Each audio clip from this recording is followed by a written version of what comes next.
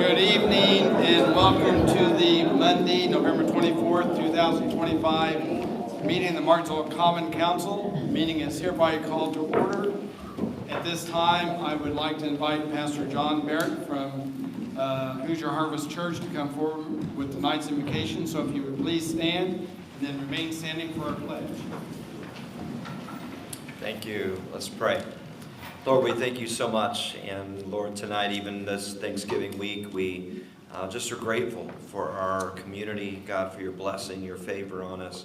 God, we pray for your wisdom here tonight. We pray for your wisdom for our leaders, for God, all of the community members to come together and just to make the best community that we can, that honors you and that helps others. And so, Father, we dedicate this whole night to you. We ask for your favor, for your blessing here on our lives and our families and our community. In Jesus' name, amen. I pledge allegiance to the flag of the United States of America and to the republic for which it stands, one nation, under God, indivisible, with liberty and justice for all.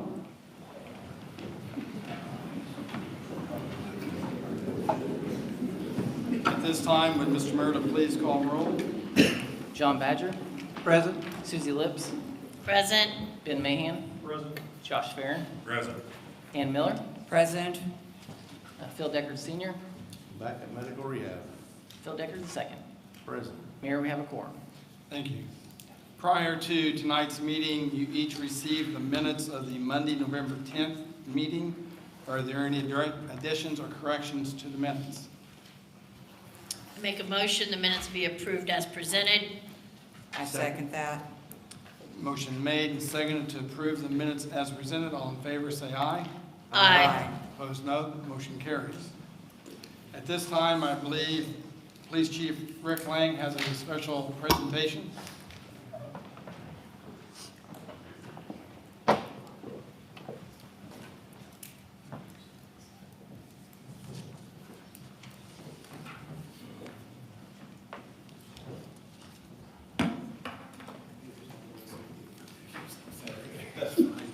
That's fine. Just move me out of the way. We are. Thank you.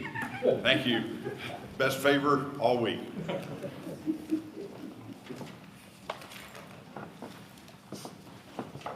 If it pleases council, this is the fun part of this job, is to recognize some of our officers for the good work that they've done here and recently. And tonight is very special because we're going to recognize some officers for saving lives.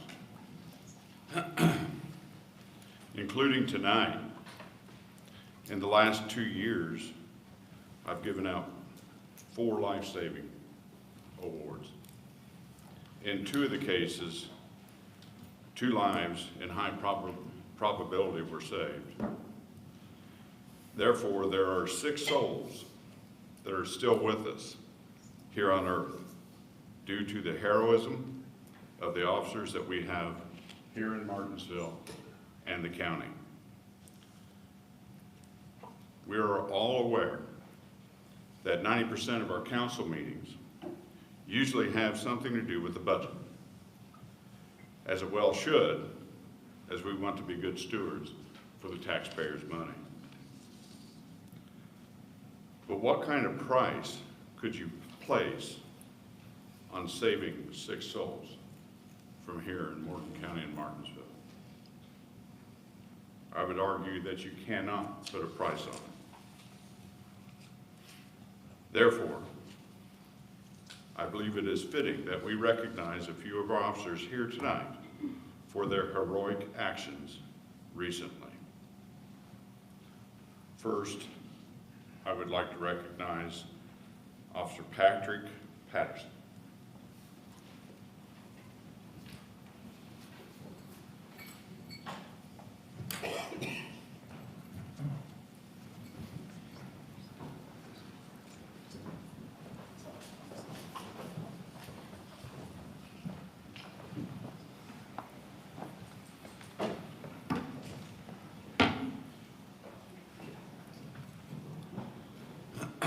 Give a brief synopsis of your good work, okay? Is that okay with you? That's all right. All right. Officer Patterson, on Saturday, October 25th, 2025, at approximately 0550 hours, you were en route to work near the 125-mile marker on Interstate 69 when you observed an Indiana State Trooper stopped in the left lane with the emergency lights activated. As you reduced speed to ensure the trooper did not require assistance, you observed an overturned Jeep in the median with flames forming beneath the hood and debris scattered across the roadway. Recognizing the immediate danger to the motorist and first responders, you used your patrol vehicle to block both sides of travel, preventing further collisions and ensuring a safe working area. Moments later, you were informed by a Good Samaritan that a second vehicle involved in the crash was located a short distance ahead and that a male could be heard screaming for help. You quickly responded to the secondary vehicle located approximately 25-30 feet ahead.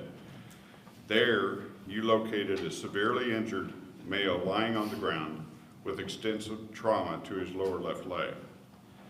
Demonstrating exceptional composure under pressure, you applied a tourniquet to the upper left thigh, effectively controlling the bleeding and providing life-saving care.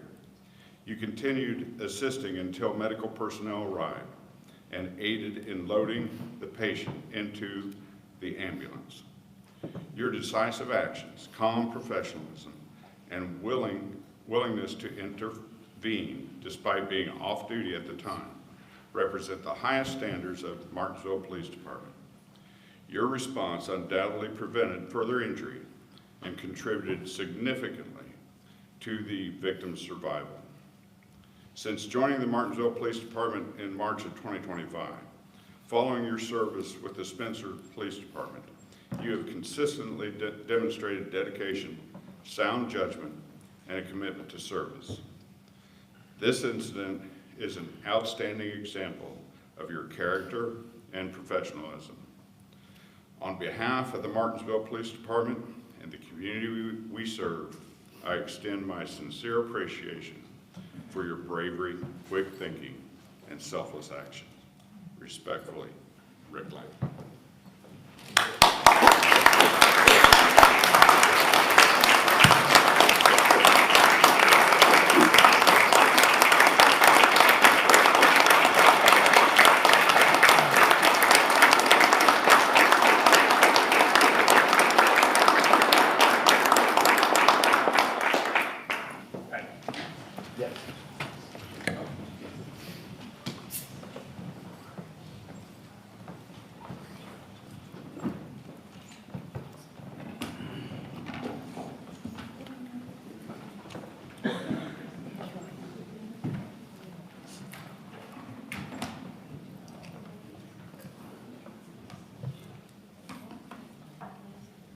Okay, if I could have Officer Quentin Oxendine and Deputies Lydell and Carr.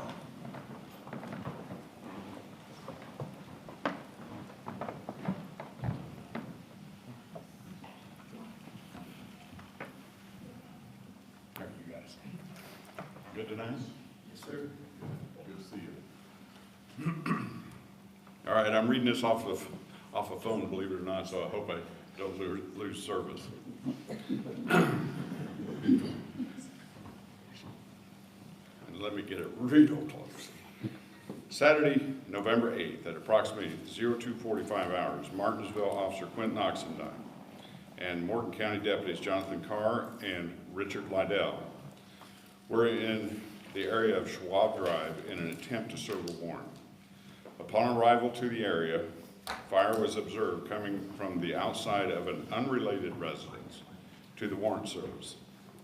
Deputies immediately attempted to extinguish the flames with fire extinguishers while Officer Oxendine attempted to make entry to the residence. Officer Oxendine approached the opposite side of the residence and located another door which was unlocked. Upon entering, Officer Oxendine located a Hispanic male laying face down, unresponsive.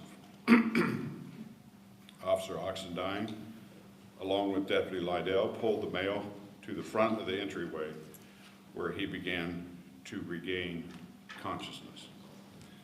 While Officer Oxendine attempted to move the male further from the residence, Deputy Lydell and Deputy Carr entered the residence in search of additional occupants. Deputy Carr and Deputy Lydell located an additional Hispanic male who was sleeping in a room to the left of the doorway. Officer Oxendine completed a secondary search of the residence to confirm no additional occupants were located. Both males and law enforcement safely exited the residence before Martinsville Fire Department arrived to take control of the scene. One Hispanic male was transported via ambulance to IU Morgan to receive further care. The second Hispanic male was checked by Morgan County EMS on the scene and released. Officer Oxendine self-transported to IU Morgan to receive care for smoke inhalation, but he was released and expected to make full recovery. We would like to thank the following agencies for their assistance in this matter: Morgan County Dispatch, Morgan County Sheriff's Department, Martinsville Fire Department, and Morgan County EMS. So once again, officers in this county exemplify the highest quality when duty calls. And it doesn't matter what we're wearing. You see that. It's partnership out there. So first of all, Quentin.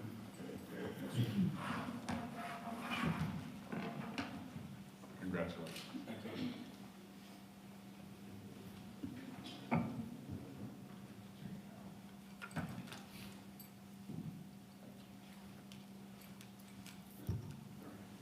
Oh. Deputy Lydell? Yes, sir. Congratulations, thank you. Sir.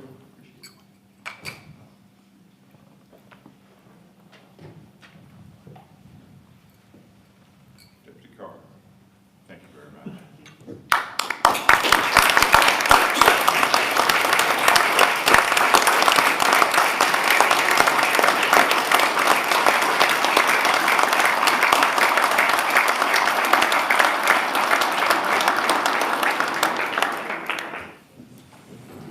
Thank you.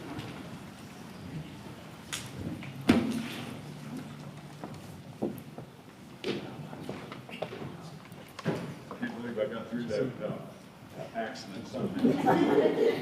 Well, you're not done yet. Oh, yes, I am.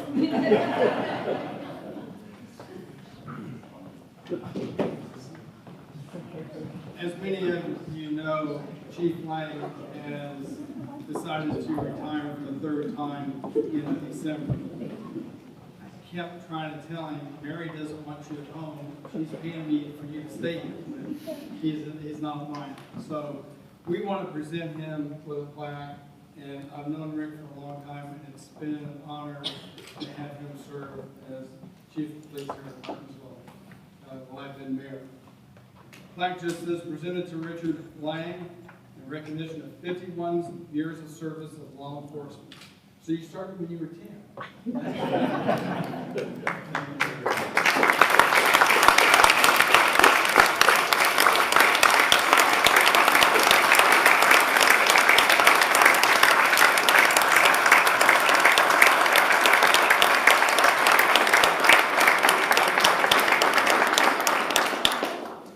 Mind if I say something?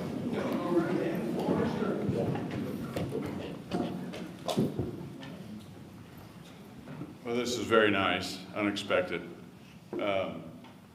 Thank you, Mr. Mayor. And thanks you, council, and the Board of Works. 51 years. That's a heck of a ride, you know, and I don't even know what to say. I have nothing prepared, but at times like this, I think we usually, at least I do, think about who you're grateful for. And I'm grateful for everyone here. I'm grateful for the way that Morgan County accepted this guy from Union County, way away from here, back in 1978. But I started my career in 1974. I think Carter was president.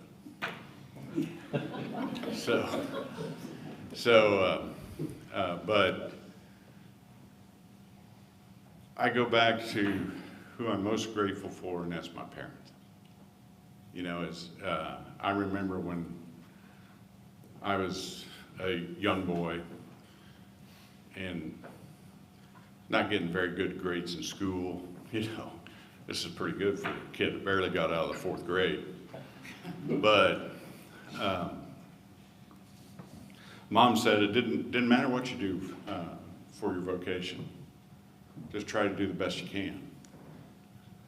And later, my dad told me, he says, no matter what you do or no matter where you go for employment, always try to leave the place better than you found it. And then my father-in-law,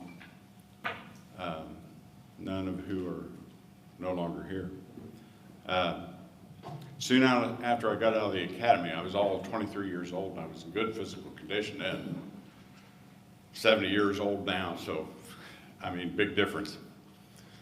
But he asked me if as soon after I got out of the academy, and he asked me if I wanted to go coon hunting. I'd never been coon hunting, you know, and I know I've told some of you this story, but you're going to have to suffer through it again.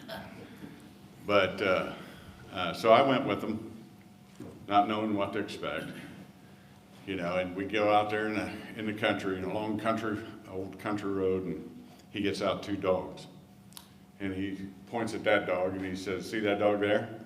And I said, yeah. He says, that dog won't get out of the lantern light.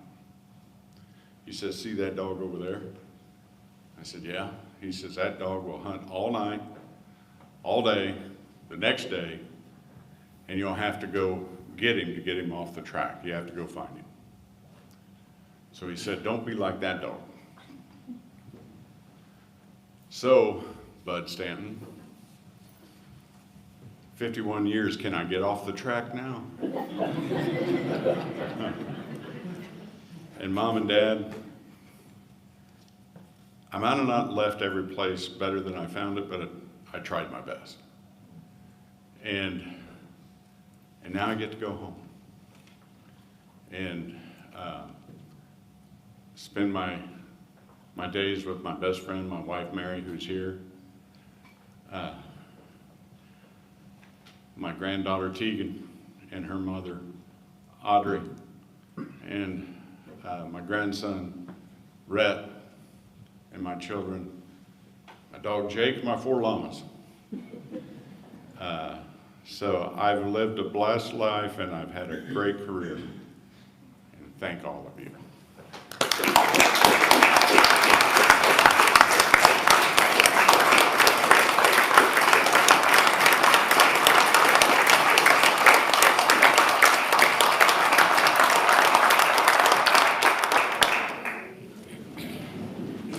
I'd like to say meeting adjourned, but we've got other things we have to do. I know some of the officers are going to make their way out. Let's go on with our committee report. Councilwoman Miller, you have to... I'm sorry, Mayor, don't they have to stay for the whole rodeo? And they're like the fire department. We had a couple emails sent to us from Crystal advising us that Chief Lang, I think everyone has this paper in front of you, Chief Lang had asked that regarding background checks for the peddlers ordinance, that basically the only thing that Martinsville Police Department can do is local background checks, and that doesn't even cover people in Mooresville. So what Chief Lang recommended is that we go with the Indiana State Police background check and bring a copy of that into the Martinsville Police Department when they apply for their peddler's license. The next page, you can see it says it's $15.70. That's what it, what it says online. If we want to have anything more in depth than that, we would have to look into a national criminal history check that requires fingerprints. I don't know if this is the direction that the council thinks we should go in as far as having an in-depth background check. Myself and Councilman Badger, just basically at this point kind of want to know where the council wants to go on this.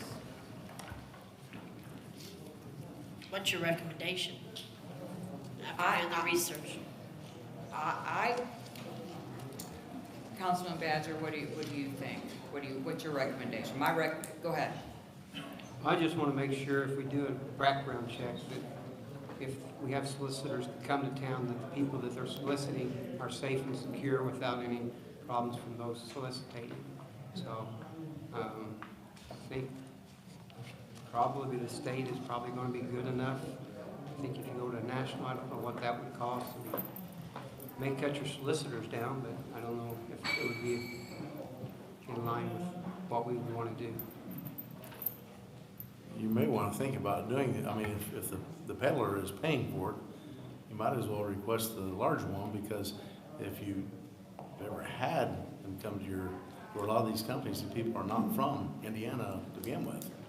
True. So you're going to be having a lot of those outside of the states, which that wouldn't cover their background. So I mean, if you're going to do it, if you're worried about the safety and so forth in the neighborhoods, So that's what I'm worried about. and that would be my suggestion, because most of the people who do it, and they travel from state to state and stay at the hotels to do it. I'm not saying there's anything wrong with that, but if you're wanting to check for safety, I mean, that would not cover the other states. That's what I'm saying. Yes, yeah. I'm okay with that. I don't have a Yeah. problem. That'd be fine. So we can amend our ordinance to show that. Do we want to put anything in an amended ordinance that would fine people that didn't, Yes. You should have a penalty associated with it, or it's All the boys around Beverly, so. So what, because Mr. Coffey will draw this up, and let's give him some guidelines so we're not. I'm sorry, what? Let's think of some penalties that we want to impose upon solicitors if they don't obey our ordinance, and what's a reasonable fee. Ann and John, was there any insight in some of the other surrounding municipalities that? I don't believe there was in that aspect of it. I think it should be pretty meaty of it, and, you're gonna do something wrong. Should be higher than that. Yeah. And also, I mean, if you're going to be looking at that, I mean, there's no rush in doing this, but when you're looking at it too, forgive me, does this encompass things like our children going door to door and selling our school fundraisers and things like that? I want to make sure we're not prohibiting things like that for our community too. So that's why I say we'll be careful what we do. Sometimes we can create more issues for us than what's necessary. So you're wanting like schools and non-for-profits not to be in this ordinance as such? Or residents. Yeah, so I think that we better look at a couple things as well. Because no, I would not want our families, well, you could get one from a minor to begin with. But if they're going to school activities and things and selling door to door, we don't want to restrict or cause any penalties for that. Because when you put it out there, that's the letter of the law, and that can be enforced necessarily, and we don't want to create undue hardships for our community. Do you feel like we need to get a background check in that aspect, or no background check? No, not for Not for like the band or? no. The band or Girl Scouts or Yeah. something like that, yeah. I don't think they just wanna make sure we don't get too restrictive here, just to make sure. And we're talking we're gonna include every, like school children, because there's kids from other school districts that come into our neighborhoods to sell stuff, so we're including everybody, correct? Is that what we're saying? No, well, I don't think we want to get down to the children selling items for fundraisers for schools and things like that. I think we need to watch what we're putting in there. Yeah. You don't want to get too restricted where you're just creating a problem for yourselves. Right. And that's going to be something hard to enforce to begin with. But, Right. you know, every time the Little League has a fundraiser going on, the school, the band, Right. sure, you've got a lot of activities. And I'm saying, this is not, I don't think that's what we're looking for, is to restrict things like that. Right. We're talking like, these people that are like dropped off sometimes in neighborhoods out selling magazines and. Windows, they're going door, Right. you know, coming through things like Right. that. Right. Showers. Do you want to say commercial? Or what, did any of the other municipalities give you any guidelines on what, or how they handled that? Not, There was a clause in it for the non-for-profits not to be Included. included in it, yes. That was in one or two of them, I do know that. But it didn't break down and mention any groups in particular, just said non-for-profits.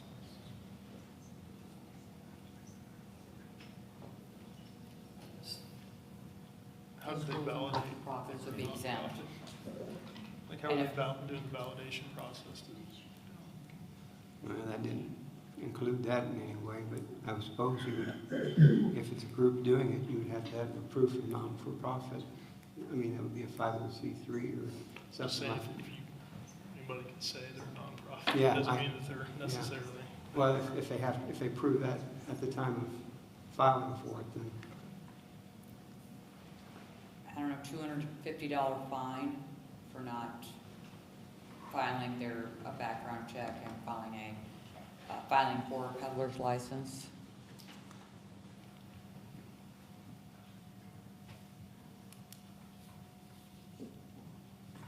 That's what you're recommending? That's what I'm recommending, yes. What's the fee for the permit? I believe we said $40.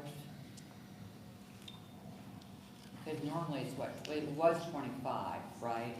Currently, it's 10. Oh, currently it's 10. I'm recommending 40. I don't know, does anybody else have any? What was your estimated cost?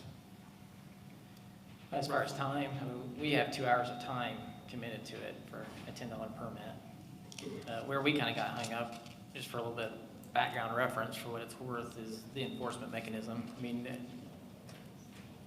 you know, who's going to enforce this? How are they going to enforce it? That was really where we were struggling.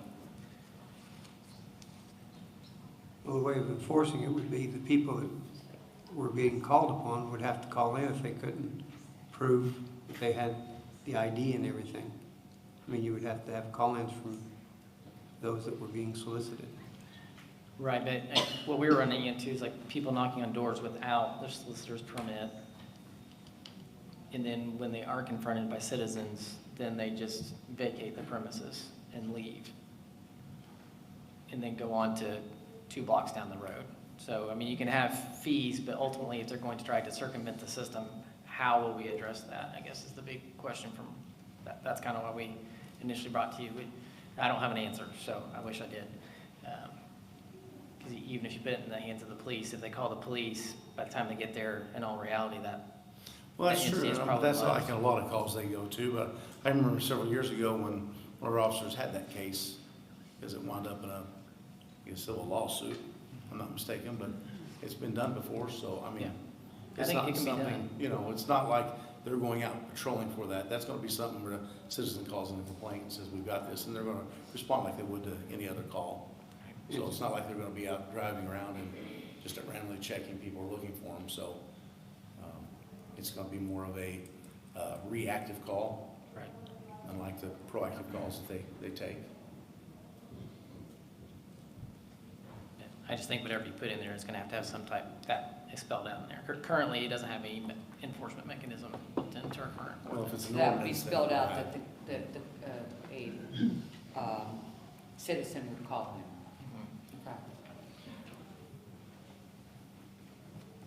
Okay. The feel of the council right now is, yes, you want to do a state police background check. You like the $40 fee, and you like the $250 fine if they don't comply. But it sounds like the hangup is going to be how we enforce that. Councilwoman Miller, what if you and Councilman Badger would happen to get with Dell Coffee, and since Chief Lang is going to be leaving us, maybe until we have a new chief, maybe Deputy Chief Manley could be in the meeting with you, and maybe the four of you hammer some verbiage out, maybe come back, you know, maybe the 1st of January or something. Does that sound agreeable with everybody? Yeah, sounds very agreeable.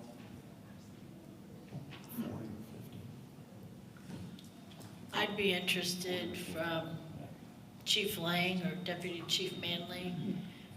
Do we have a lot of peddlers complaints? It seems through the summer months, nicer weather we do. Door to door, it's usually in April, it's more than that. Like, how many a month? I'm purely guessing, but 10 to 20. Okay. I know I had a window salesman come to the house last summer, and being the smart aleck that I am, I said, well, where's your peddler's license? What are you talking about? He turned around and walked away. So if that would be okay, and then if anyone on the council has any questions or direction they want to pass along to Ann and John, then do so. I just told Councilwoman Miller, I would suggest just make it a flat 50 on your, I said the 40, or 50, and then if you're doing your $250 fine. And that may take care of some of your problems and the ones you're not. I mean, if they're serious about the product and it's something legit, they're gonna pay that. And other than that, then they may discourage it from doing it. And that's $50 per person that they're using, correct? For a person that's selling, yes. Who do peddlers go to turn all this in? To do what? Is it the Yeah, clerk? police department. They're going to Police the department? Yes. Okay. I mean, maybe we could communicate that, I mean, just what the process is, if you want to peddle, or, you know, if you want to go door to door with something, here's the process, here's who you go to, you know, make people more aware of it, maybe more people be conscientious about it, some sort of communication out there, especially if this is, we're updating this, making it more current. Yeah, we can put that on our website and on Facebook. Once it gets passed. Yeah. Okay, all right, thank you. Thank you. We need to conduct 4 public hearings this evening, so without objection, the council will be in recess for the purpose of conducting public hearings. The first one is ordinance 2025-1905, additional appropriations reduction. Mr. Merida? The first part of this will be kind of old news. We talked about this back in June at the workshop. So fire, with some of their change from retirees to new hires, they had overlap in salaries. So they need an additional appropriation of $165,000. We've already fixed that in the budget for next year. But as we talked about in June, we still have, rectify this issue for this year. You also have police department, same line item, salaries, personnel. That amount is for $200,000. The reasoning for that is for the new accreditation program that they are in the process of doing is required 2 additional personnel. So that's to cover that expense. Again, that's been corrected in next year's budget and the budget's going forward. The third item is for the park bond 2018. The reason for that is we did not receive the invoice for that in December last year like we were supposed to. For whatever reason, that bond, we can only get that invoice via mail. They do not have the ability to email it to us, which is shocking in this day and age, but, so we did not get that December bill until January. So it's not a change in monies, it's just basically we encumbered the monies from last year to this year, but we need to, keep our appropriation lines clean on that. So that's those two items. Then the reduction appropriation, I'll spend a little bit of time on this because to my knowledge, Martinsville's not ever done a reduction appropriation. One thing that we're noticing, an unsafe building is going to kind of be the one I'll present to you first, but there'll be others in the future, most likely, if you're agreeable to this. We have some funds that they request budget monies for something that they're not going to do every year. So in this case, unsafe building had $31,000, and the purpose of that was to demolish buildings if they needed to. Well, this year they haven't needed to use that money. So we can do one of two things. We can just leave that and then budget for it again next year and then charge the property tax, constituents for that $31,000 again. Or we can do what's called a reduction appropriation, which basically what that does is says, okay, we're not gonna use that money this year, but we're gonna hang on to it, and then we're gonna put it in their budget next year, but not apply that towards the property tax rate, because the citizens have already paid for it. So that way we can just kind of carry that money over. So talking to our financial advisor, this is kind of the conclusion that we came up to kind of soften the blow on some of these one-time expenditures that sometimes just don't hit in the time frame that we expect them to. And it's kind of a complicated process, so if I didn't explain that well, please, I'll try again. Any questions on any of that?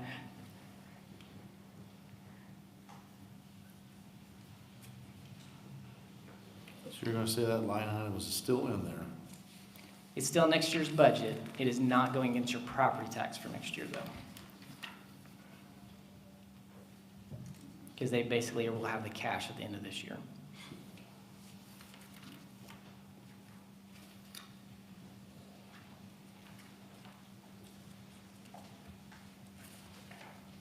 Which one would be the most cost-effective for the taxpayers? Doing the reduction appropriation, they've already paid for this year. So you're just basically encumbering that expense for next year. So just the reduction? Mhm. Okay.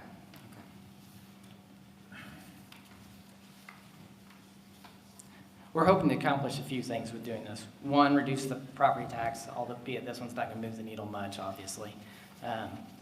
But also, it forces the conversation every year. So if you see the same reduction appropriation 2 or 3 years in a row, then it should force the conversation of, okay, do we even need this line item in there? And it's just going to create some communication on things like that. So I see multiple positives in it. There's no risk to it. If we do miss one, then obviously I have to come to you for an additional appropriation, which, obviously is not fun, but those do happen.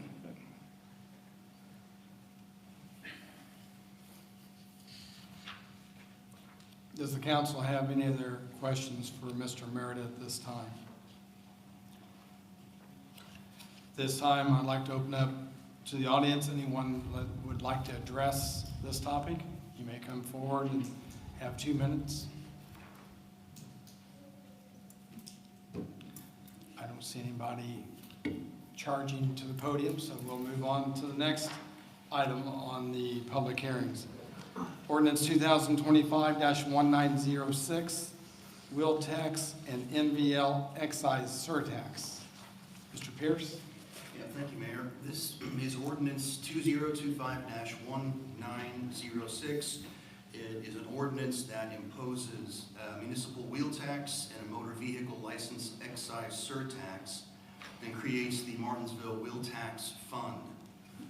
There are 2 different categories of vehicles that are contemplated by the ordinance and 2 different fees associated with those categories that would be assessed to BMV annually. And I think that covers it, Mayor. Okay. Does the council have any questions for Mr. Pierce or Mr. Merida?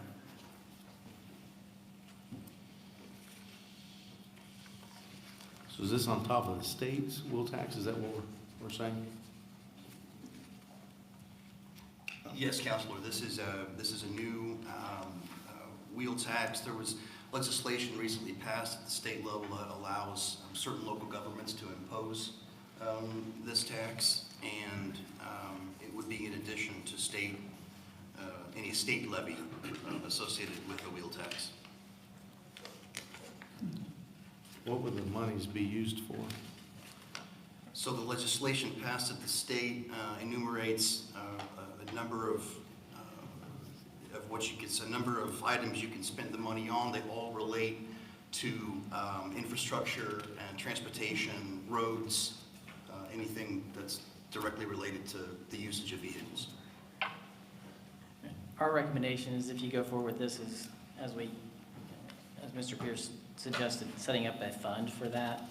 And then our suggestion would be to designate that as something that would be used for paving sidewalks only.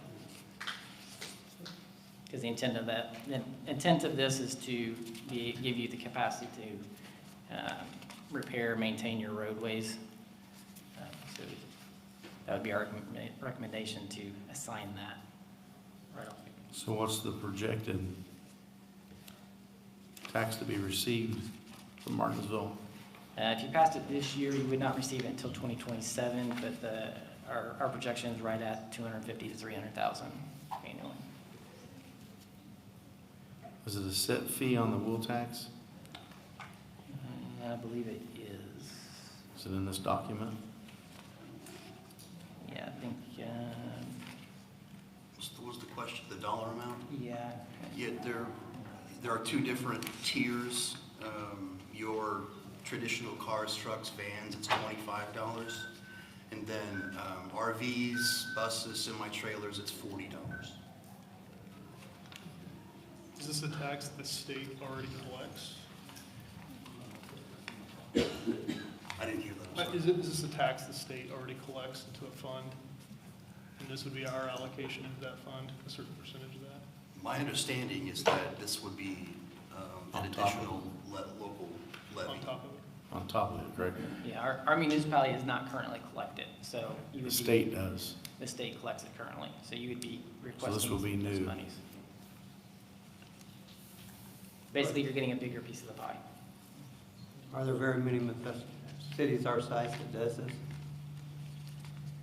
I would be surprised if most, if not all, don't apply this in the next couple of years. With Senate Bill 1, this is part of the avenues that they've allowed municipalities to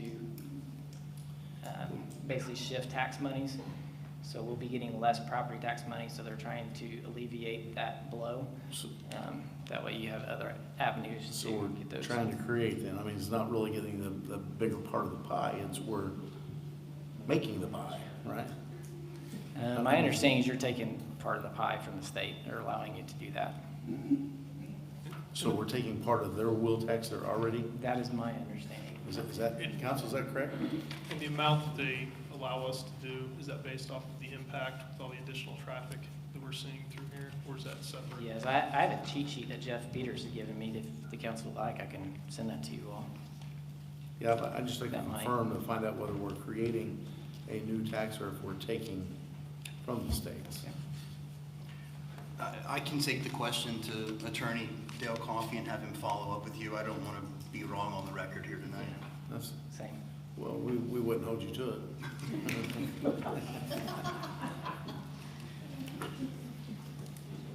But if you would, I get that more information, please. I'd appreciate that. I will counsel you. Thank you.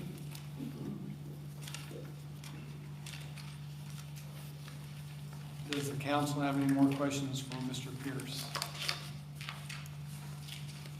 Again, at this time, is there anyone in the public that would like to comment on this ordinance? Not? Next ordinance is ordinance. Oh, we have someone, sorry. Oh.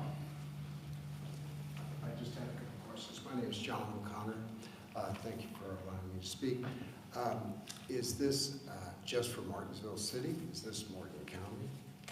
This is a city ordinance. It would only affect city residents. So your budget goes up because of this? I mean, the amount of money you had to spend goes up because of this, or is it flat?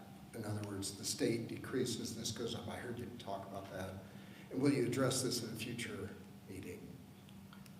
Yes, this will be taken up at subsequent hearings.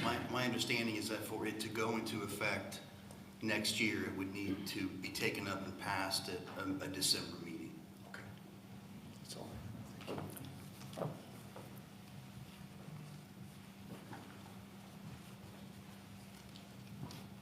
Anyone else?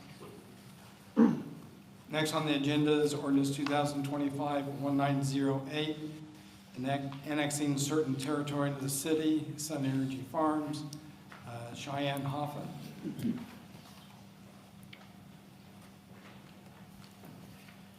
Good evening, Mayor Costin and Council.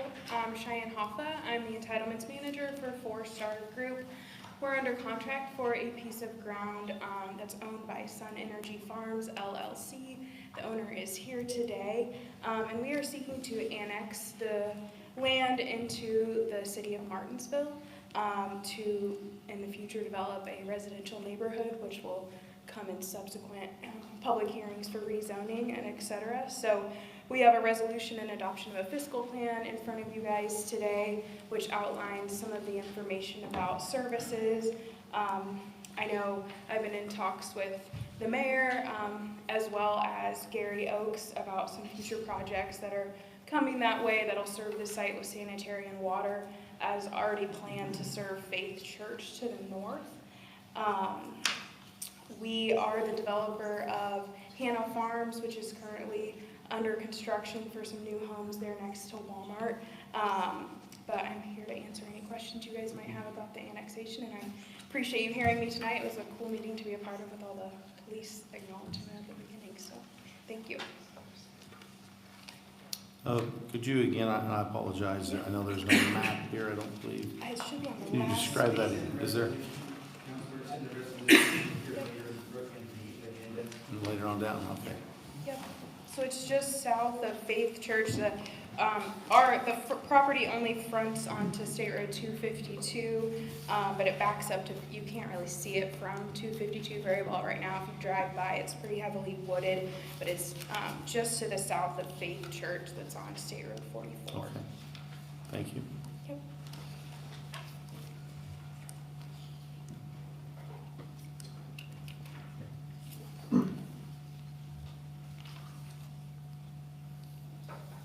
Any other questions for Cheyenne?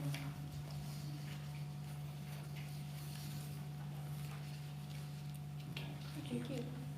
Is there anyone in the public this evening who would like to comment on this?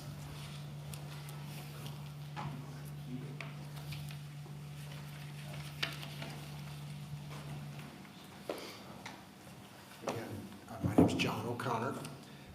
I live in the area. I received a notice last week from Tui, Bailey, Moore, LLP. It's a law firm dealing with, I presume, 4-Star. Several questions and concerns. One was the quality of the homes going in. I've seen some of the quality. Our kids live down in a subdivision not far from Walmart, and the quality of the homes is terrible. I don't know if it's the same sort of development, but I'm concerned with that. The gutter in their house was falling off within a year. I'm concerned about the access onto 252. It's very busy. It goes downhill in that area, and I could foresee a lot of accidents there. That's a concern. Further annexation. I understood from your deputy, Mayor Costin, that annexation has to be voluntary, and that's a concern I have in the future, that it may be involuntary. If you could address that. Let's see what else. My neighbor just mentioned that he was concerned about a stoplight in that area, and whether there would be one on 252. We weren't given a lot of time on this. I mean, I just got it last week. There were no plans. I was told that there would be plans online. I didn't see any plans as far as where it would be, like a diagram, a picture. That's a concern. Why?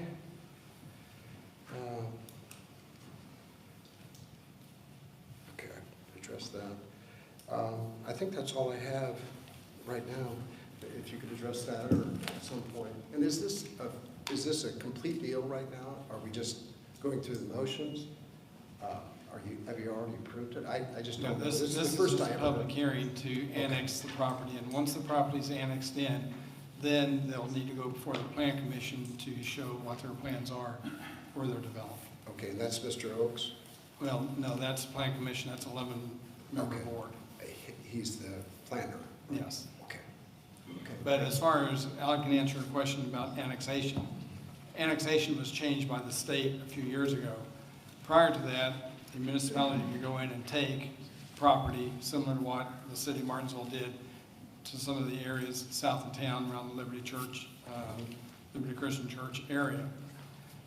Law changed. Now, people have to voluntarily come in to be annexed, and a certain percentage of their property has to be adjacent to the cities. So we just can't skip over just because somebody wants to be annexed in, we can't skip over and go take them in without them being adjacent to us. Okay. So the annexation laws are a lot different than what they were 10 years ago. As far as, I know you mentioned the 252 access, and I don't know if Cheyenne wants to address this or what, but I know they are looking to also talk with Faith Church about possibly having an exit out on 44. Okay. That's what Mr. Oaks, I think, told me as well. And then as far as you mentioned the city utilities going there, we got some ready money that the county had that we have to use in 26, and that's how we're going to extend our water and sewer to your edge of the property. Okay? Thank you.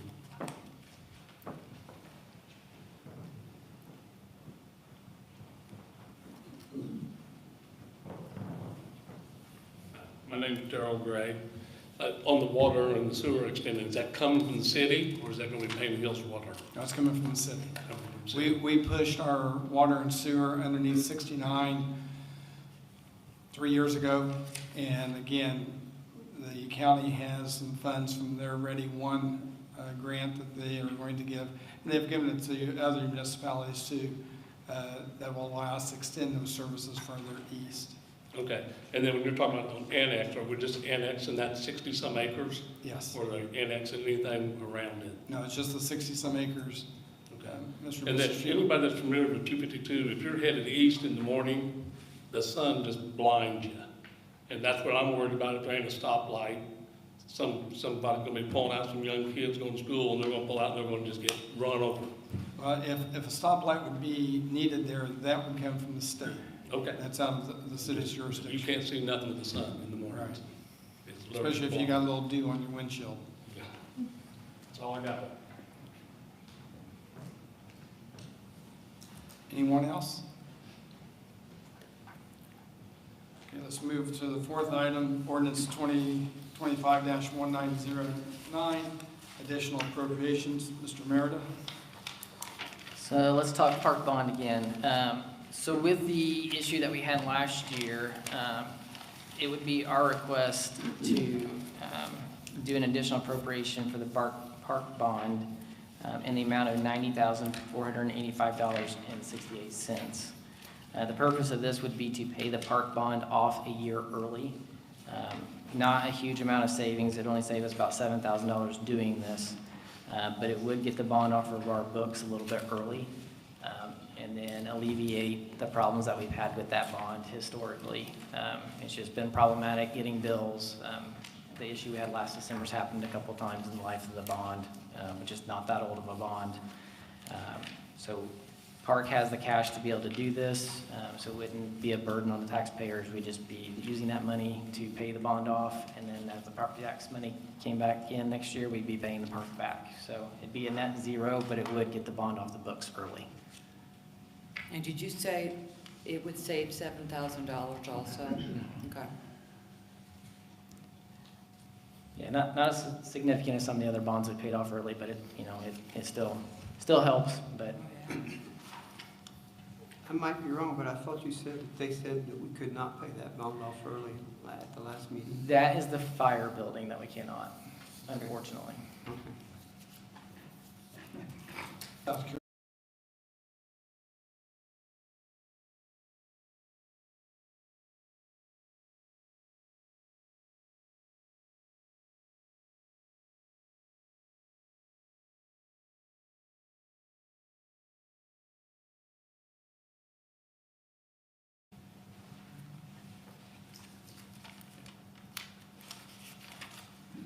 So on the fire station, our balance currently is right at 445,000.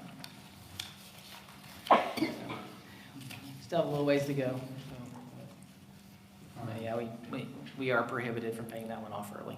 We signed, there's a clause in that bond that prohibits us paying that one off early.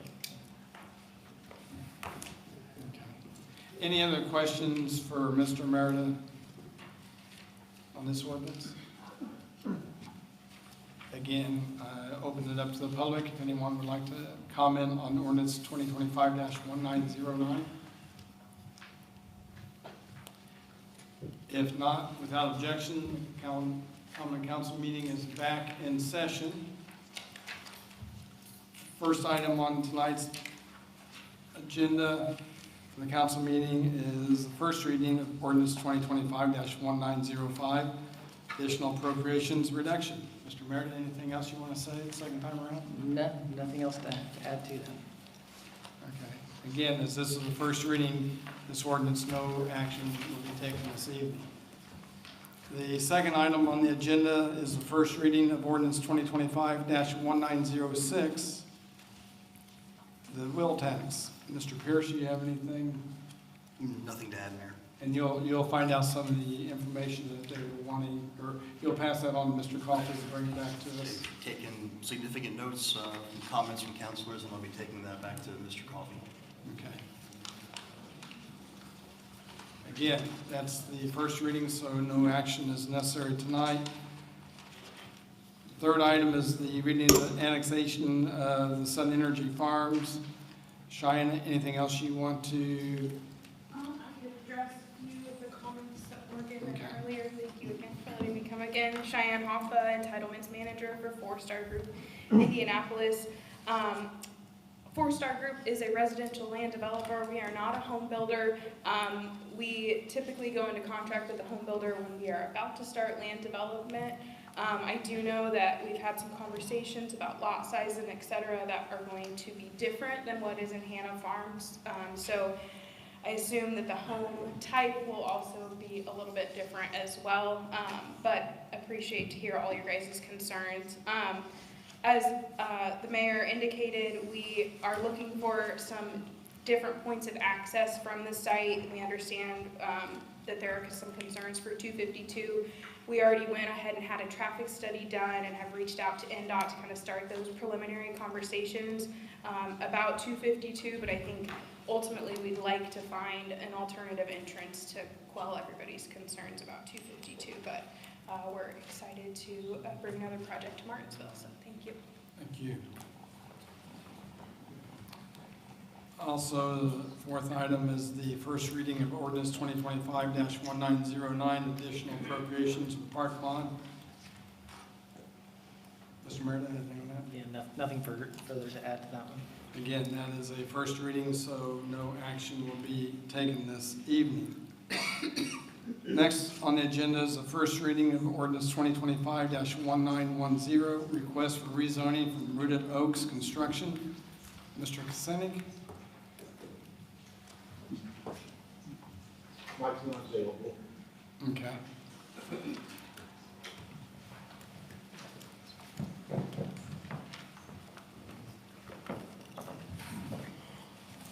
So we have submitted, excuse me, Mike Gossett with Rooted Oaks. We submitted the ordinance for rezoning for the property on South Main Street. There are 4 lots along Main Street, and then there's one adjacent to the east on South Street that the ordinance includes. It's a total of 5 lots, 2 on the north side of the road, north side of South Street, and then 3 that are along the south side of South Street on Main Street.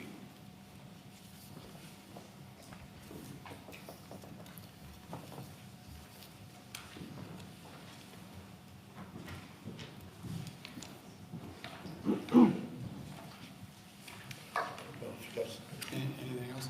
So to bring the council somewhat up to speed, and Ann, help me fill in here, if you will, since you're on the Plan Commission too.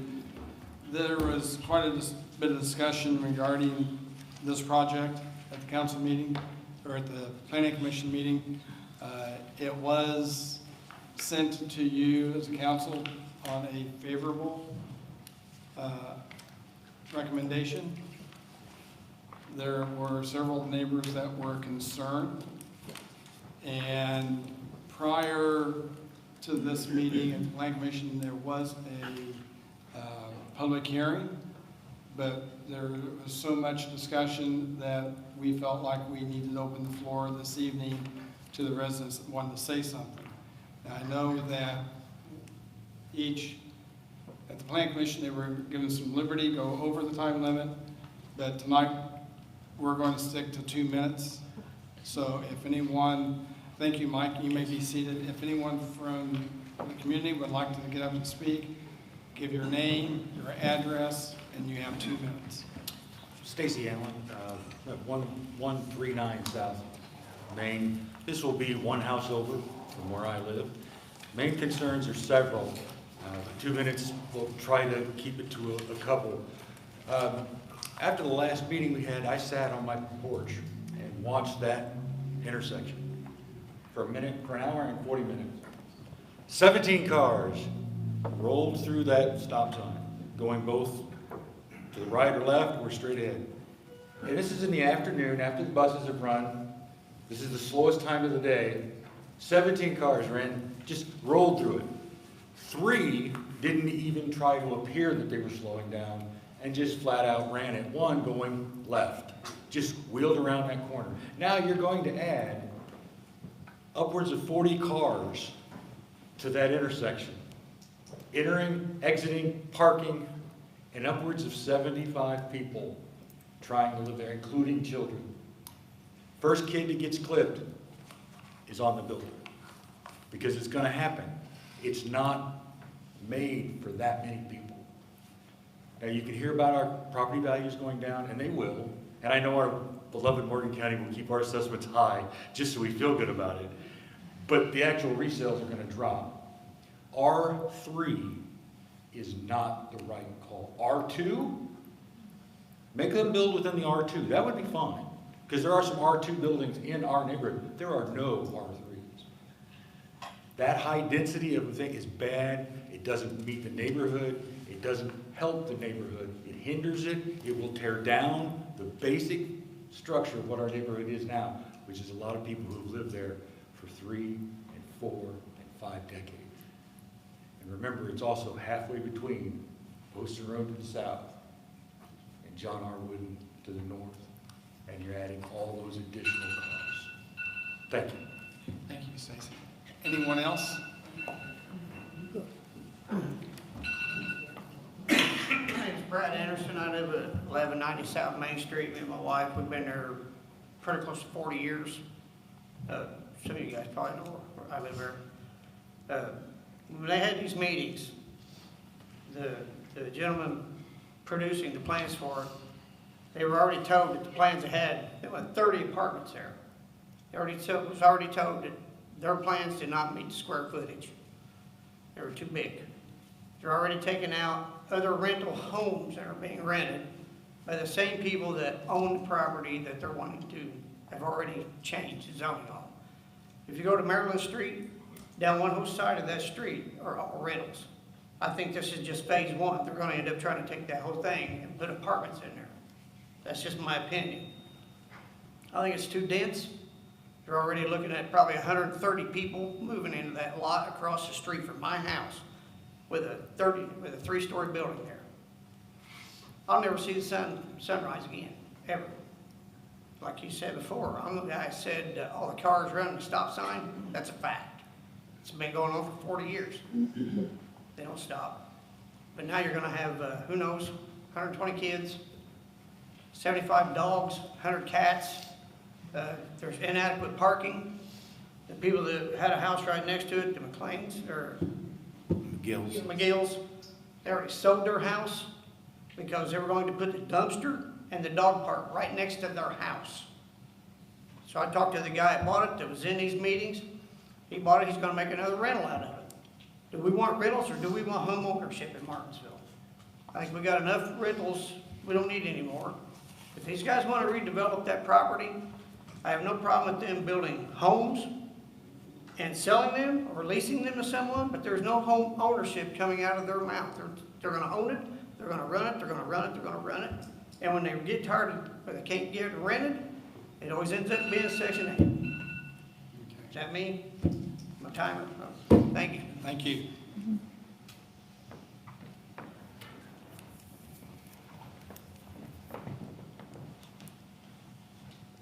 My name is Rita Hanel. I'm 1200 South Main Street. We're right across from the building. Once again, there's going to be too many people crowded into a very small section with children and dogs. There's going to be extra noise. There's going to be danger for the children. It's just too much for that small of a space. And it's going to be rentals, and those notoriously go downhill, and then they're low income, and then you have all kinds of drug problems and crime problems. And I'm almost 80 years old. I don't want, I'm peaceful. Our little neighborhood is very peaceful. It's a lot of homeowners. And even the people who rent there, they're renting a home. And so they're kind of normal. And so we don't want that extra crowdedness. Just think about how you would feel with all that extra crowdedness in your peaceful little life. So, you know, we're asking for some sympathy and some understanding. Thank you. Thank you. Anyone else?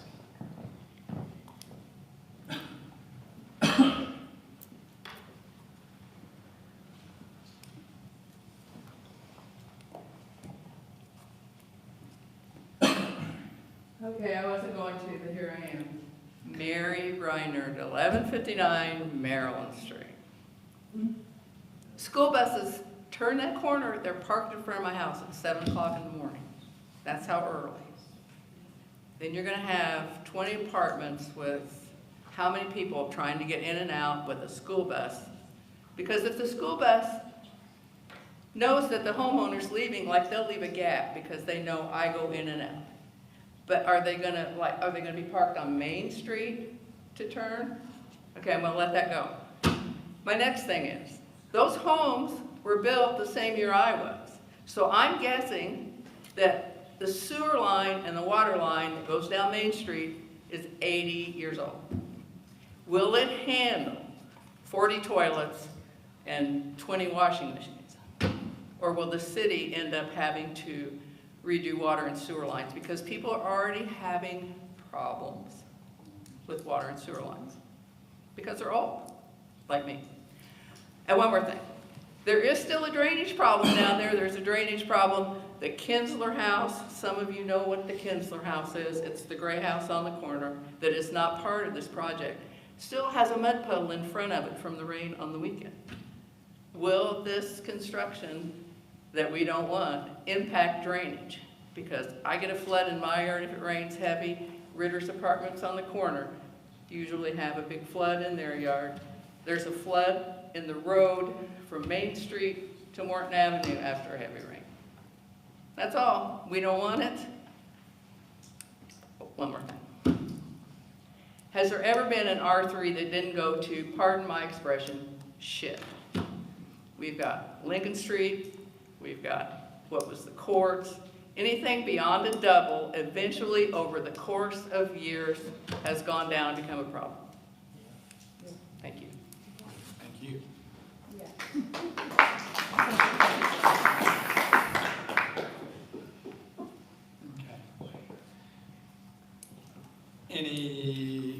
Again, this is the first reading on this ordinance. Angie Allen, 1139 South Main. One of the things that hasn't been said is they've never managed a rental property before, and they're going to take on this big of a project as their very first rental project. When they first submitted their plans, they didn't have their paperwork right. If they can't get paperwork right, are we trusting them to run such a big rental project correctly. I don't trust them at all. Thank you. Okay, again, this first reading on this ordinance, no action needs to be taken tonight, so I appreciate everybody's comments. Can we have a question or no? Sure. Is the owner of Rooted Oaks a resident of Martinsville? Mike? No, ma'am. Where does the owner live? He actually lives in Hamilton, Georgia. Hamilton, Georgia? Yes, ma'am. So what does he know about Martinsville or the people that spoke tonight? He's born and raised in Indianapolis. His career has taken him out of town. I live in Morgan County. I live on 144, on 44, but he was born and raised in Indianapolis, went to school at Purdue University, and just through the course of his career has taken him to Hamilton, Georgia. Thank you. Mayor, do we have a map? I don't recall sending, we have a map of that layout.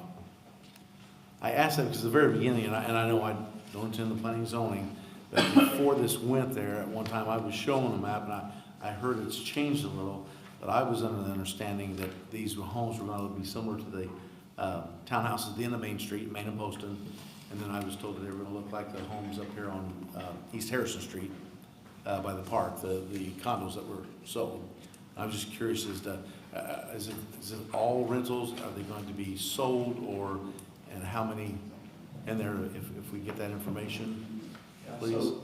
So I can address a couple of the issues. So originally we thought, from what we found online, that the density requirements were 3,000 square foot per family. When you separate the plot, you vacate, replot.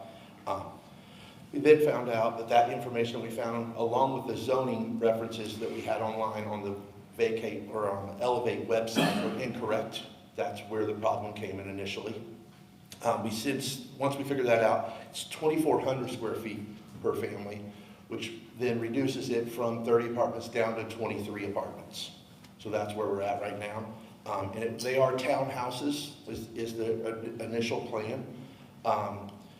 We plan on meeting all of the R3. We're not going to ask for any variances. All of the R3 construction guidelines that you guys have, there's nothing that we're going to change there. So. Okay.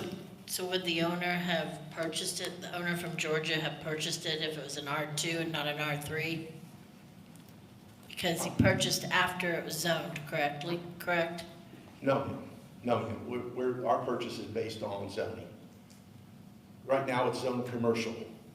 So that goes back to, you could have a grocery store there, you could have a liquor store there, you could have a car wash there. The traffic would be 10 times what 21 apartments would be. But right now it's zoned,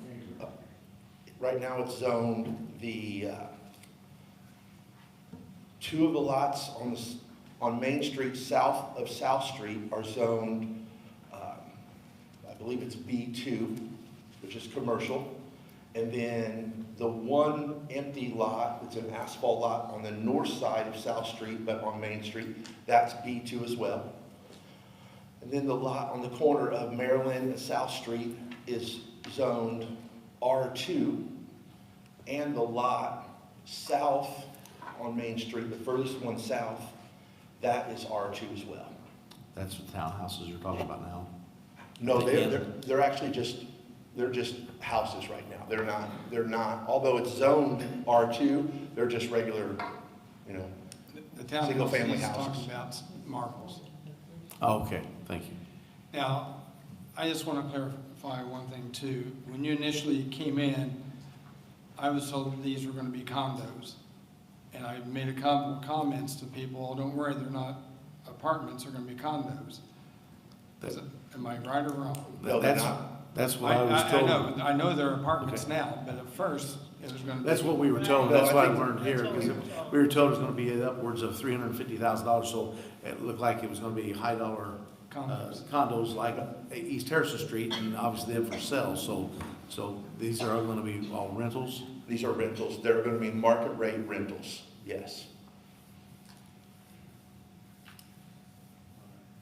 Which, so the audience understands as well, I know we've been fielding some complaints, I'm sorry not been able to get back to a couple of you yet, but this is the first that the city council is gathering. Originally, we were showed a plat a little larger, and our understanding was condos to be sold. So we were looking for new homeowners, and we knew at the price of $350,000, obviously it's gonna be people that take care of it, because I know I couldn't afford to purchase a $350,000 condo myself. And so we just need to gather up a little more information. I think there may have been some confusion about the phrase townhouses. And then maybe somebody assumed condos, but we've never, it was never in our intention to subdivide them up and make them into individual condos and sell them individually. It was always going to be just townhome apartments. Any interest of doing that? Sure. Yeah, I wouldn't be against that. And what they're proposing is 3-story, it's not just a 2-story townhome. So you may not be opposed to that, but that's not something this council can hear. That would be something you'd have to go back through the planning commission. Well, we could, so the goal here is, right now there are 3. The goal here is the zoning. You're needing an R3. That's what the request is coming for. So that's all we're going to talk about tonight. Okay. So, and again, this is the first reading. No action needs to be taken. Okay? Yes, sir. Thank you. Next on the agenda is a second reading and consideration of ordinance number 2025-1899, setting salaries of elected officials. Mr. Merida? This is the second reading of the ordinance 2025-1899. Like the mayor said, salaries of elected officials, so nothing was amended as of last meeting. It's the same as the first reading.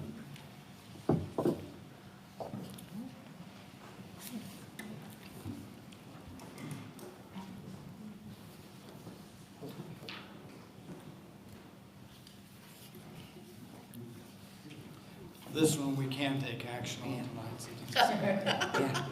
So I make a no motion. crickets. I'm sorry? No crickets, guys. Yeah. I make a motion to accept ordinance number 2025-1899, setting salaries of elected officials. Is this where, if there are comments from the floor? We need a second. And again, a second doesn't mean you necessarily agree with it. A second just means you're willing to have conversation if that's where we're headed. And you can even make a motion to accept something and not be for it. It's just you're wanting to have a conversation. Second. Now, motion made and seconded to approve. Any comments or questions or discussion?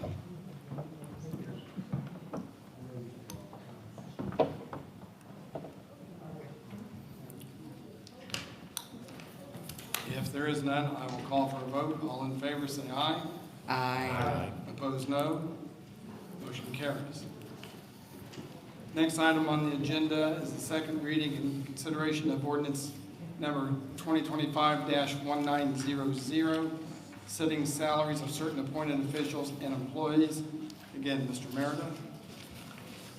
Just verifying one thing. Yes, so this is the ordinance 2025-1900, salaries of certain appointed officials. This is the same as the first reading. I just wanted to verify the school crossing guard was still in there.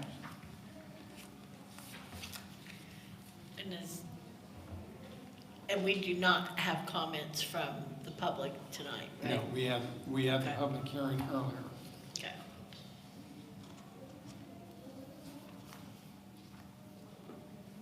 You said it was still included in this one, the... Yes, sir. It is on...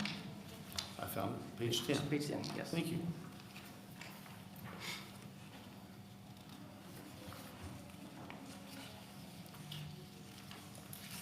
Was there some conversation about the... We need a motion first and a second, then we can have discussion.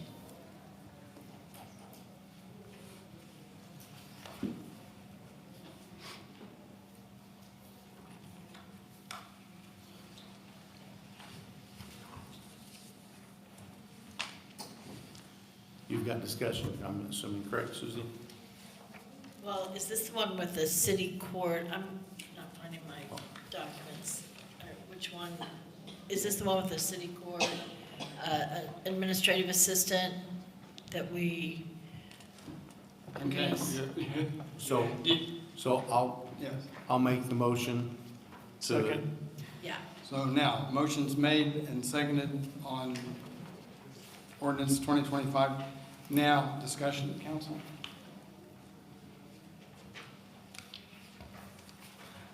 There it is. There it is.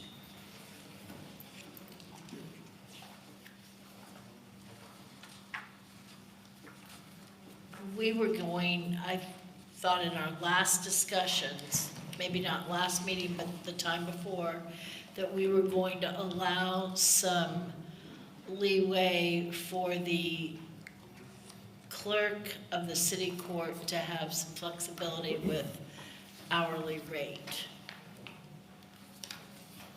Is that true?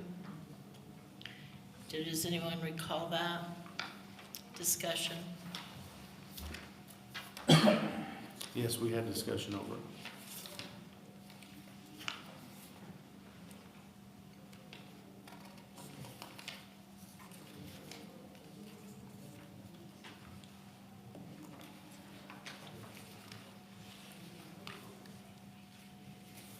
What was Because it, we said that the type of work that this administrative assistant did was more in-depth, and the degree of difficulty was such that running the office, isn't that what we said? I think we were talking about changing a title or something so it didn't fit. Yes, yeah. Am I correct on that? I think Either that's what you're changing the referring to. title or, So it didn't fall under the other clerks, I think. Is that what you're referring to? yeah.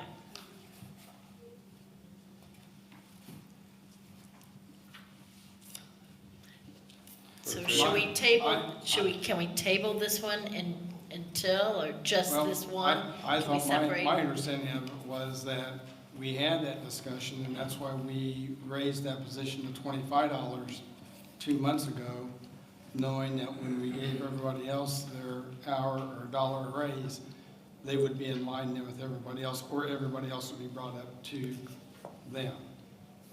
That was my recollection. But then I thought at that time, we said that we were going to do some research and find what other titles. I think that was, Group Treasurer Mann said that it was not in the ordinance. You're going to have to look, you're going to add it. Is that correct, or am I wrong? We would have to I've seen create a new somewhere- job description. I know they've recently asked for the current one, so I would say that's probably something that we need to have follow-up conversation on, if that's still the intention for everybody, or Maybe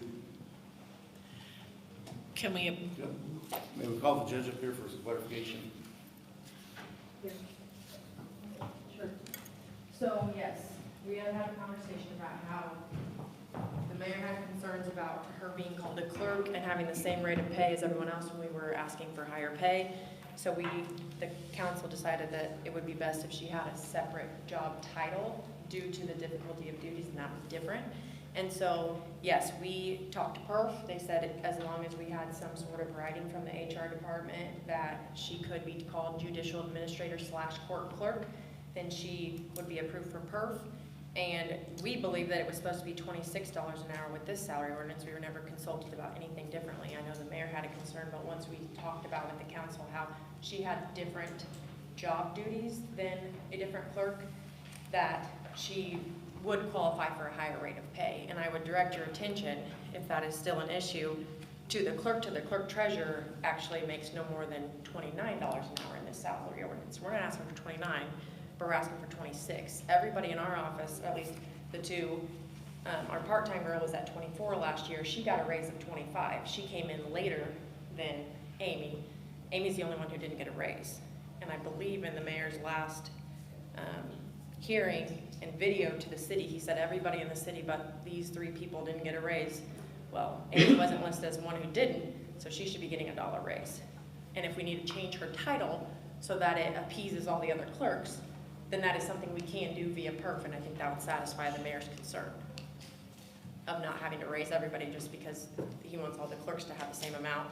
Again, I would point that all the clerks don't really have the same amount in the salary ordinance, but it would make everybody happy, essentially, and change her title as you guys had requested. Well, it might make everybody happy in the court, but I don't know how the clerks over at the water department and Ben's office will feel about it, but Well, that's why we changed her title, like was suggested, so that does alleviate that it's just a issue. play with words, Judge Terrell. Sure, but then maybe explain the clerk to the clerk treasurer pay being $29 an hour. I can do that one, that's an easy one. So my office has to oversee over $50 million a year, but the city court has to oversee $30,000 a month or $300,000 a year. So it'd be the equivalent of comparing a cashier at Walmart to the manager in the back that's overseeing all the money. And I would completely disagree because the code gives a lot of weight to this person. For example, if I go out and get hit by a truck tomorrow, who's picking the next judge? This person. That's what happened with me. Mark resigned, Becky appointed me. The code gives her authority over the record perpetuation fund, which is currently like $165,000. Discretion with the judge to use those funds for certain things that's permitted by the code. The code, and I will cite to the code, gives this woman a lot more authority than someone in your office that you would equate to a Walmart cashier. So Indiana Code 333752, if you guys want to look it up, gives this woman lots of authority. And like I said, your clerks in your office, even Stacy, is supervised by a full-time clerk treasurer all the time. This woman works with little to no supervision running the court. And we hashed this out last time. We gave the complete list, and the council did say it was interested in raising her pay if in fact we could change the name. We did our research, we found out we could, so we're here asking not for 29, because again, maybe Stacy does manage a lot of that. Okay. But I think per the code, it's very justifiable that she have $26 an hour and be different than the other clerks. Was there also funding you talked about beforehand, if that was an issue or a problem or? Correct, yes. This does not have to come out, we're talking about $2,080 here on the year. This does not have to come out of the city budget. We have a records perpetuation fund, which would justify that $2,080 that she would get on the year.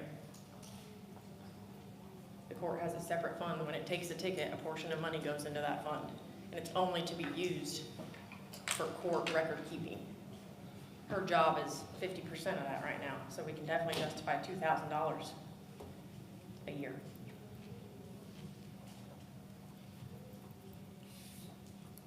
How would that be handled as far as payroll is concerned? I mean, she get a check It's an from- appropriated fund, and it's the same as it is right now. It's no change as far as systems. My office would have to separate that out to answer your question. But he already does, We because we do that. justify It's- some yeah, of it. It's not something that would be difficult to do. It's kind of, I'm guessing, Councilman Badger, it's kind of like, if you look at just at the first one off the list here, executive assistant of the mayor, you see how the fund comes out of general fund, city superintendents, plan commission, so it's going to be, it would broke down like that, correct? So if that is your intention, we would have to amend this ordinance. What was the title again? Judicial administrator / court clerk, and it needs to really have court clerk in there because the code specifically identifies this person as a city court clerk. You can't just eliminate it, but we can add to it. Thank you. Thank you. Any other questions?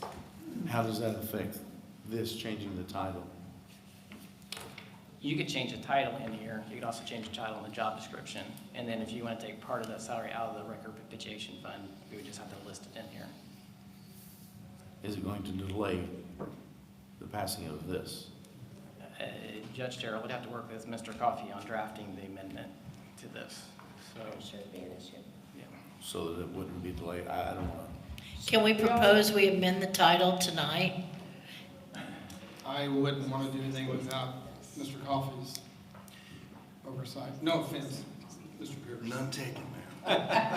My understanding is that the way that it's written now, yes, it would need to undergo the title, job title change, and then language to reflect any increase in where the monies would be coming from. So, Mr. Coffey had told me that if this body wanted to take up that issue, it would need to be amended and then brought.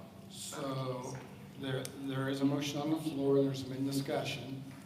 We could do a third and final reading at the next council meeting, but we would need for you to amend or withdraw your motion and then make another motion to take this up on a third reading.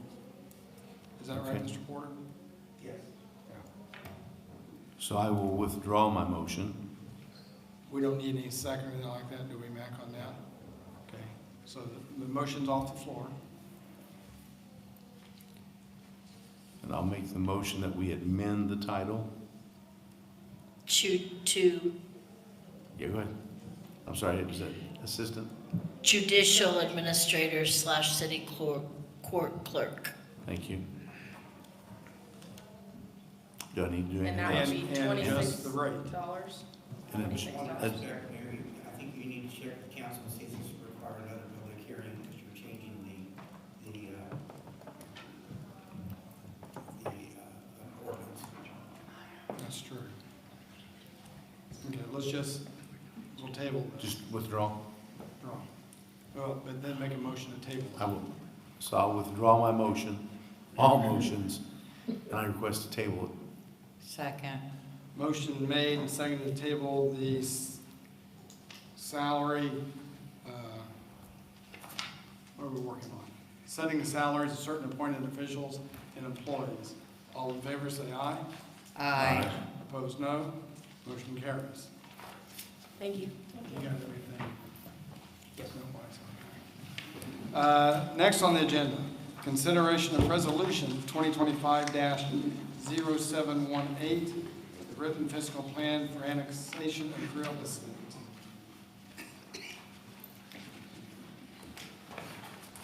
Cheyenne? Did we skip page? It is H. Spending plan is No. H. I apologize. Getting ahead of myself. Mr. Merida, the redevelopment commission spending plan. So before you tonight, really for your information, is a annual spending plan that the RDC is required to submit to the DLGF. They are also required to submit this to the city council for your information.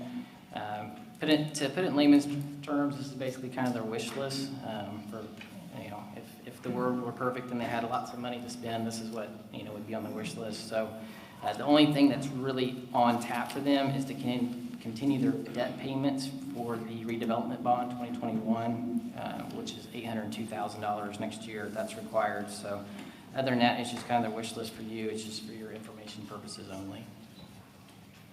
Are we allowed to ask questions about this? You can, and I will answer them the best that I can. But. Okay. First one, what is the acquired additional land at WWTP? What is that? I do know that answer. That's looking at the residents that we have coming on annexation. If we're able to take the fuel property in, we're going to be increasing our capacity out of our wastewater treatment plant. Right now, we're at about 55%. We get up to 75, 80%. We're going to need to look to add on additional room. So that is what that property would be for. And my last one is, what is permissible incentives? 2 million.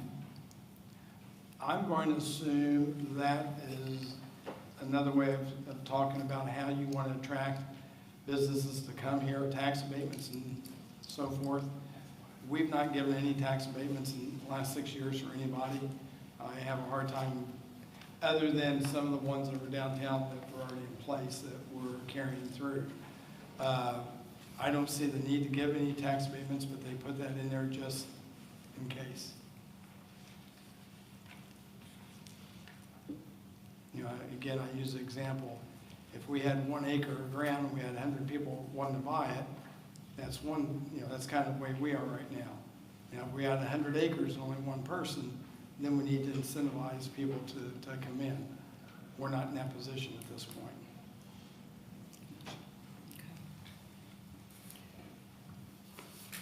Any other questions? Now we'll go to resolution 2025-0718. Cheyenne? Hello again. Cheyenne Hoffa, the Entitlements Manager for 4-Star Group Indianapolis. This is a consideration of the fiscal plan, which I referenced earlier, that has some information about services to the site and et cetera. A lot of those we've worked out with Mr. Oaks and some future projects that are already in the works. Of course, all of the infrastructure that will be planned on the future development that'll be considered at a later date will be installed at the cost of the developer, 4-Star Group. But open to answering any questions you guys might have.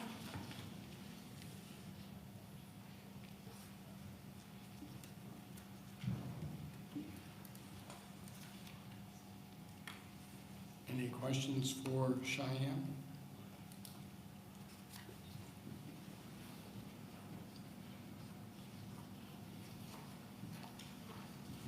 I have none. I would entertain a motion regarding resolution 2025-0718.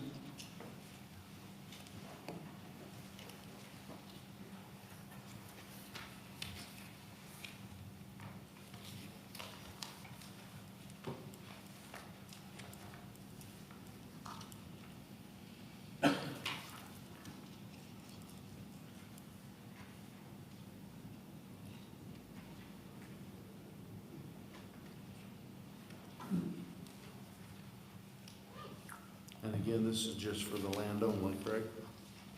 Correct.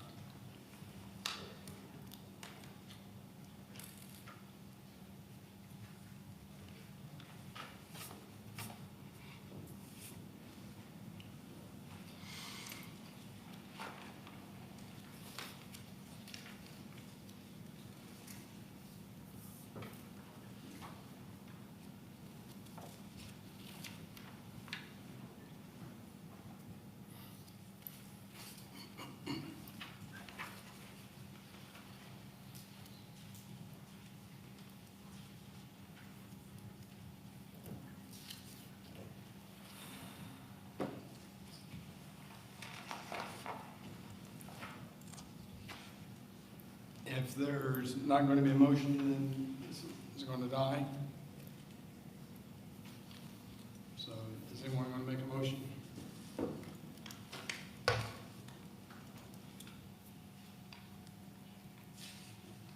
Then resolution 2025-0718 fails for lack of a motion. Prior tonight, you were sent claims to review. Are there any questions or comments for the claims?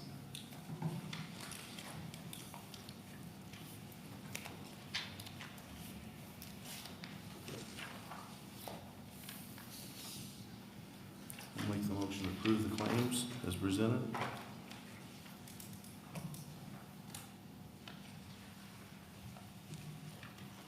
Second. Motion made and seconded to approve the claims as presented. All in favor say aye. Aye. Opposed, no. Motion carries. Comments from the council tonight? Yes, I'd like to make a comment that I, being on the planning commission, did not send a favorable, what do you want to say? Favorable recommendation, thank you, for the request for rezoning. I felt that the remonstrators brought up many good points about that particular area, being flooding,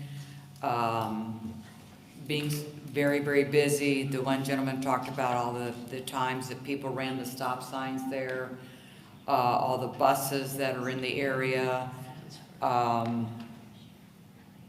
just did not feel that particular, the residents I was contacted, they are not opposed to, you know, development there, such as houses, but they're not in favor of an apartment building being built there. A 3-story apartment building, and I can see their point. I'd also like to make a comment about Resolution 2025-0718. I just feel like I need to do more homework on that. I'm not saying I'm opposed to it. If I could have more time and maybe, I don't know, connect with you about some questions. If that's allowable to, since no motion was made, it wasn't voted down, is it allowable to come back up? No, it's a dead motion, it's a dead resolution. Okay. Be reintroduced and go through that hearing, as I understand it from talking to Mr. Coffey earlier. So it could go through When you vote, when you do not, when a motion fails, it is dead. Okay. So it would have to go through the whole process again, which means a hearing? It's not require a public hearing, it would just have to be redrafted and resubmitted, and that would have to go through Mr. Coffey and Ms. Hoffman's offices to make that happen. Okay. That would be assigned a new number and then brought back before the council. And it's. Thank you, Mr. Porter. Because it's a resolution, not an ordinance. Correct. Resolutions do not require a public hearing, ordinances do. Okay.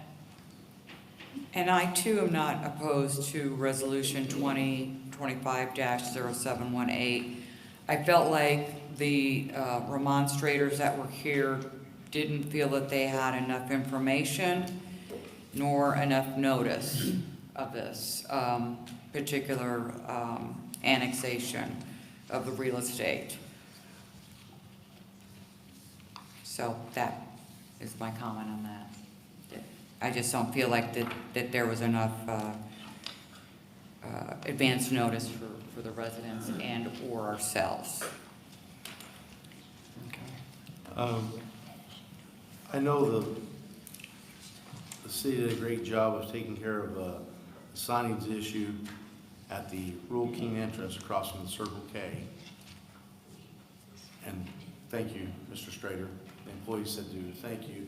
One of their employees was struck, and a couple of them have near hits. I didn't know if we could take a look at that intersection.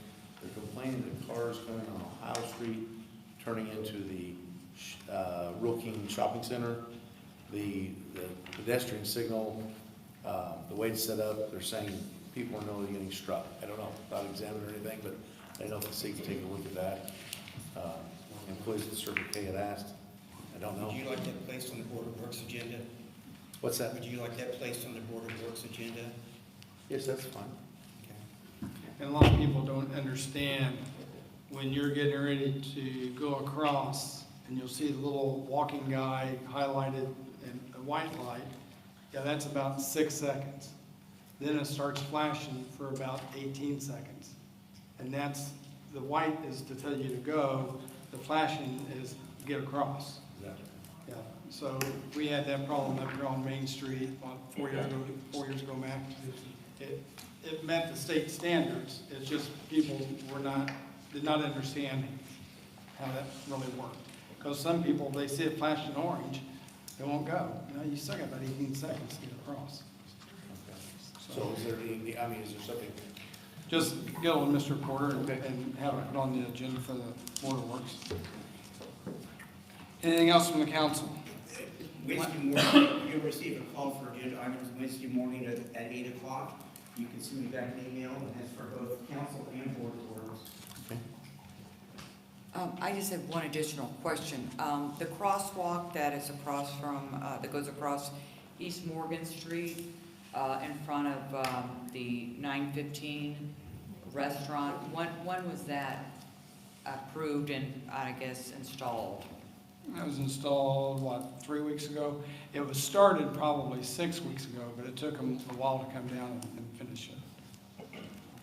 And that was something, I guess, the Board of Works approved? It was actually, it was the Board of Works or RDC? It was the Board of Works. Okay. Is there a reason why that intersections highlighted so much and not anywhere else in the city? Because of the amount of traffic that's going across there now for that restaurant, and especially at night. We don't have that much traffic anywhere else on any other Not intersection. at 7, 8, 9 o'clock at night, no.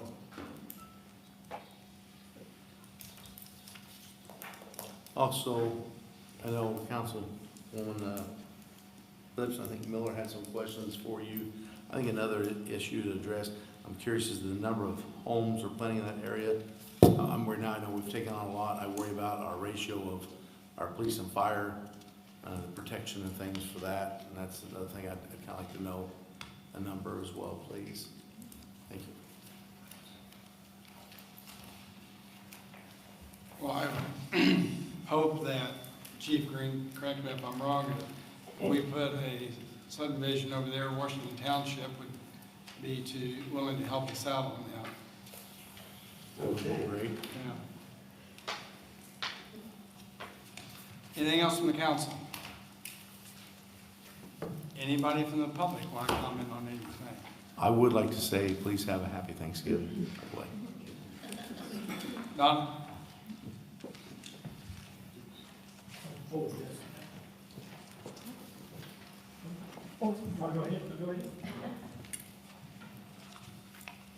My name's Donna Burkhart, 90 West Edgewood. You mentioned the 1915 Steakhouse. And Matt, I think your idea of the offset parallel parking is great. However, who enforces that? Because after it's all been like that, you see 5 cars there. Anytime there's a change like that, it irritates me too. I drive by and I still see cars pulling in there. I have noticed lately, they're starting to catch on. And eventually, my hope is that we won't have that issue. But if we need to call the police to have them go over there and have some conversations, we'll do it. And the Okay, police. do you want me to call when I see it? And I know the officers did go over and explain Okay. to the owner of 1915 that, we've made that for a safety reason. You can't park out in the middle of the southbound lane on Horton Street. I get that. I'm a kindergarten teacher. We just follow the rules. And it drives me crazy when people don't follow the rules.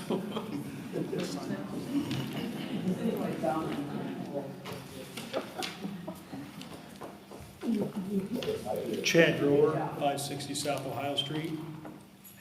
Good evening, Mr. Mayor and Town Council members. My name's Janae Gardner, South Ohio Street, a neighbor of Chad. And we have a simple request. We'd just like the noise ordinance maybe reviewed, updated. We had a situation with a young man with a sound cannon subwoofer, and it turned into, she called the police, I called the police. Somehow he must have known who called, because he started harassing and going around our neighborhood multiple times, day after day, and I mean a loud sound cannon. So we just like to see if, I know that they have, when I went by the police station too and reported this, and they said that the sound ordinance is from 10 p.m. to 6 a.m. And basically, they can't do anything from that time on, 6 a.m. to 10 p.m. So, and I even gave examples of what if he parks in front of my house. I mean, because he slowed down at her house, and he, like I say, he just keeps going around and around. But, and I sent Chief Lang a message, so they're aware of it. But we just like to have a review. Maybe I-69's coming in, the city's getting bigger.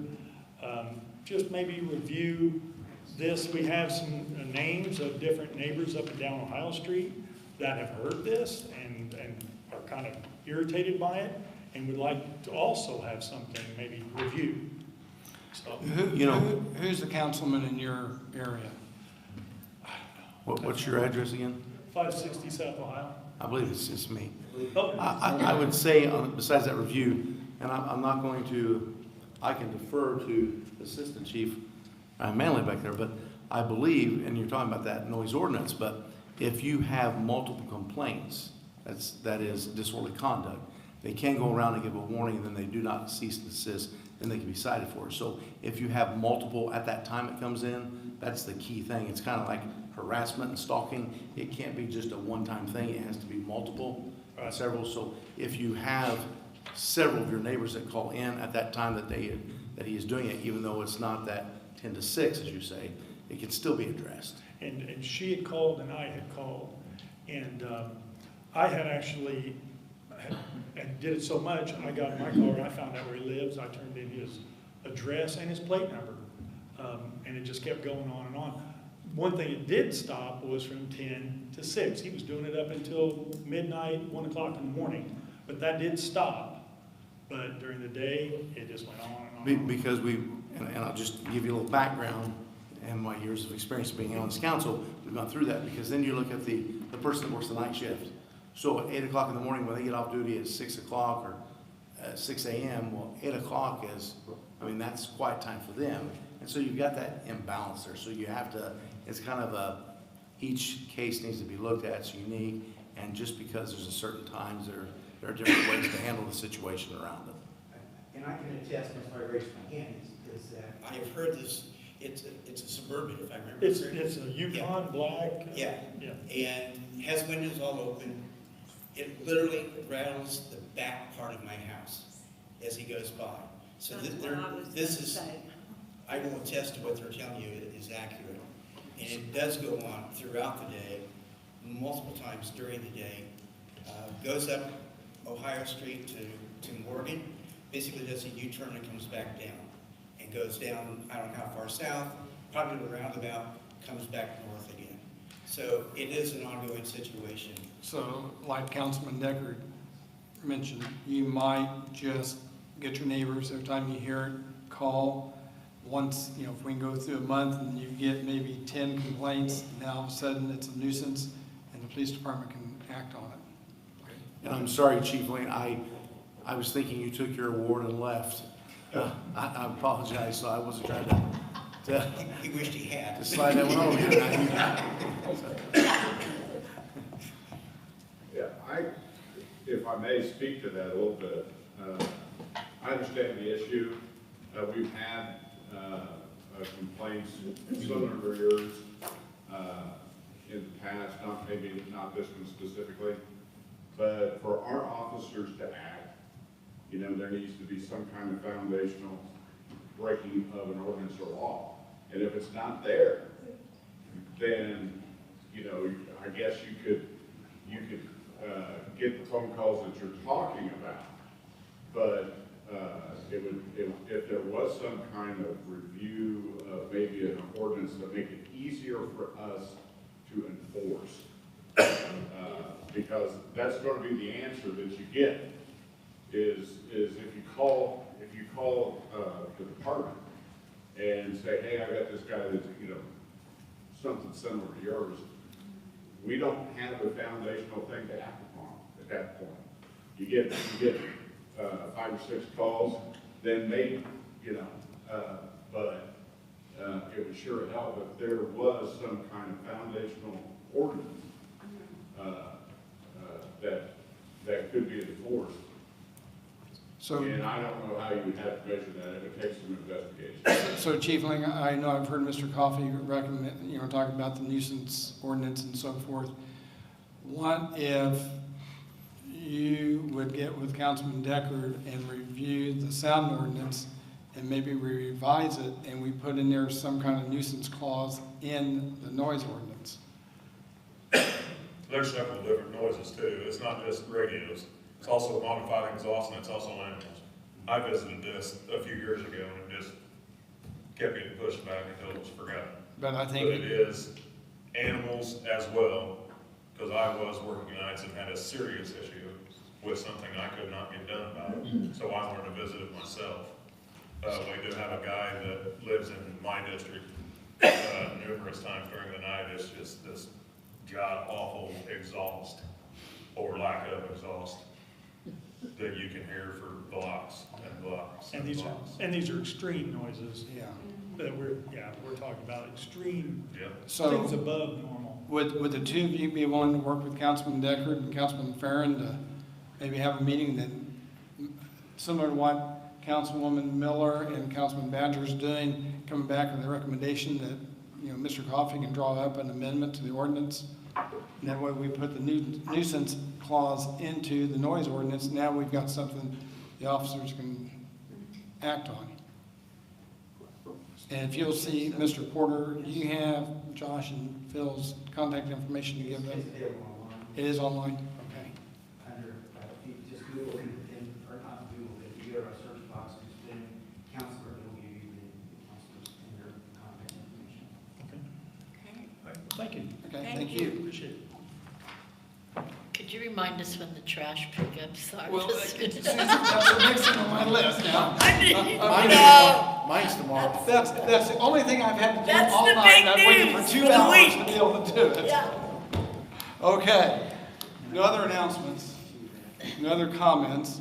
All non-emergency city offices and services will be closed Thursday, November 27th, Friday, November 28th.